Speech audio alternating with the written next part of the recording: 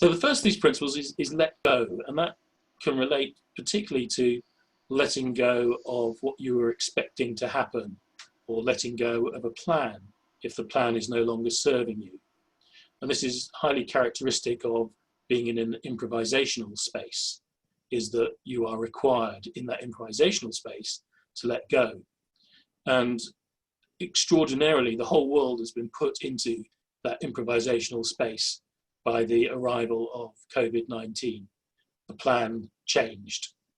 We were told that we had to do things differently, or we decided and elected to do things differently, and we didn't know what immediately to do because it was a new circumstance. And improvisation is the application of our resources and skills to novel circumstances. If you listen to sports commentaries in football, the commentator will say, oh, and the striker improvised a shot, or the goalkeeper improvised a save. When they do something that's slightly out of the ordinary or routine way of having the shot or making the save, they've had to adapt to the ball not being where they expected it to be and do something elegant or extraordinary under these new circumstances. And letting go is a skill. We can practice letting go and notice what that's like and be more or less comfortable with it.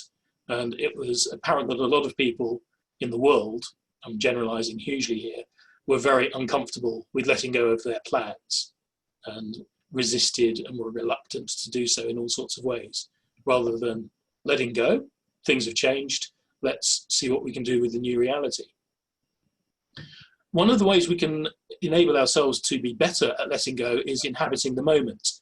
If we're improvising, we can do so much more successfully by being in the moment, by being present here and now. So here is about physical presence, noticing where you are in your body. There's a difficulty with Zoom in that you put a lot of your attention and presence into the screen rather than your chair. Even now you can notice, how are you sitting? Where are your feet? Where are your hands? How are you breathing? What's your degree of tension or relaxedness? And that's all of those check-ins are about becoming more present in ourselves. And we can also be torn away from the present by going back to the past and thinking about things we did earlier, which is of course a useful and great human gift. And we can project into the future uniquely and brilliantly and imaginatively.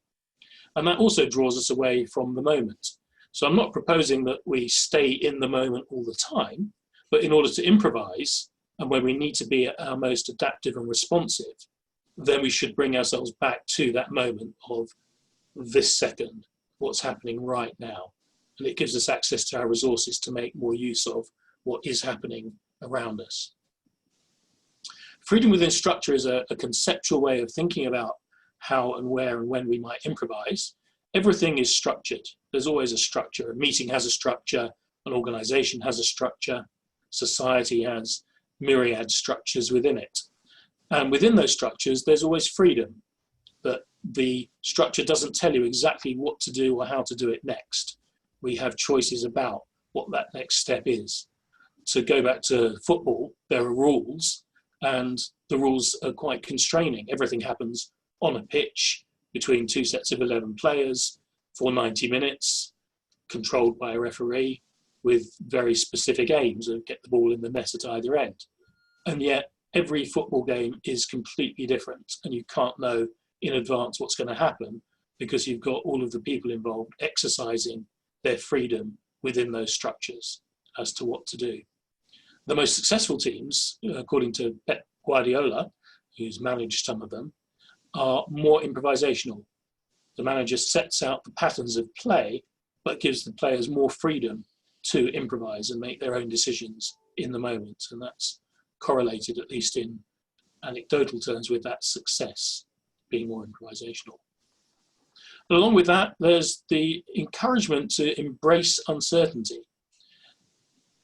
In my view and the view of improvisers, it's an uncertain world, and COVID has given us a good reminder of that perspective. And yet, as humans, we tend to resist or be reluctant to engage with uncertainty. We don't like it for all sorts of good reasons. There's lots of joy in patterns and predictability. So how can we be more comfortable with uncertainty?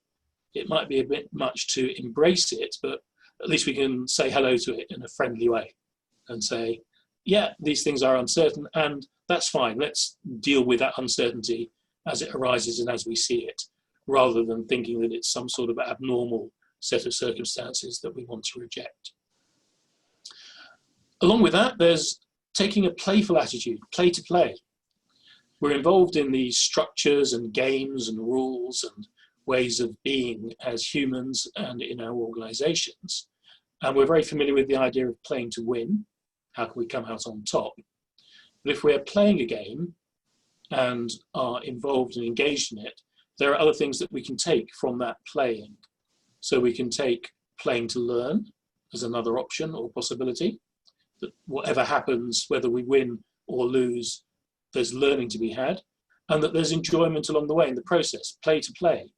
So for example, I play tennis with a number of partners, and it's very rare that we play a game with points. We're playing to play because we just enjoy hitting that ball backwards and forwards over the net, and the scoring is another possibility that we don't always take on board. If you've come across improvisation before, you'll be familiar with the saying, yes and. The deeper concept behind it is accepting and building. Accepting is about accepting the reality of what's happening, or of taking on the offer that is made to you by the world or the other people that you're engaged with.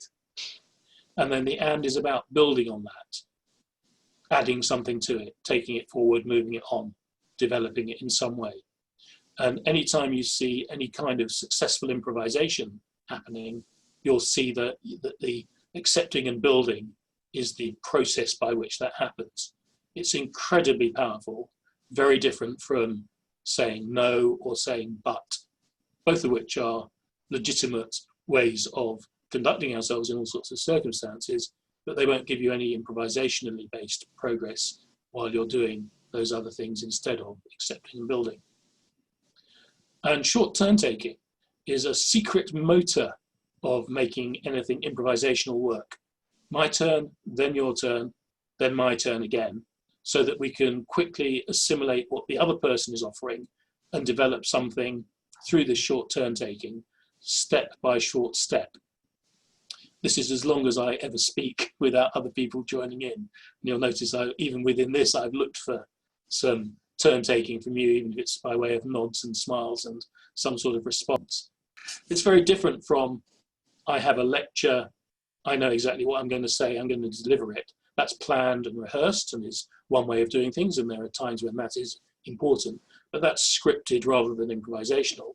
Improvisational is alert in the moment all the time and using the short turn taking to develop, build and make things happen more emergently, more co-constructively, more collaboratively, which are some of the results that we can expect to get from taking improvisational approaches to things. And the final letter of LIFEPASS, the second S, is for spot successes. There's all these things going on, and we're making choices all the time about which ones to keep, which ones to let go, which ones to focus on, which direction to take.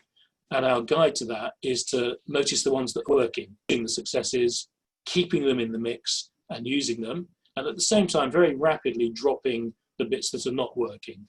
So you'll hear echoes in that about the ideas within Agile, for example, of prototyping, experimenting, which is also short turn taking, where you get a very quick response, you notice what's happened, and you do something with those results emergently, moment by moment, as we go along within those moments, to build on the successes and develop them and let the things that don't work go, let go, which takes us right back to the L of LIFEPASS.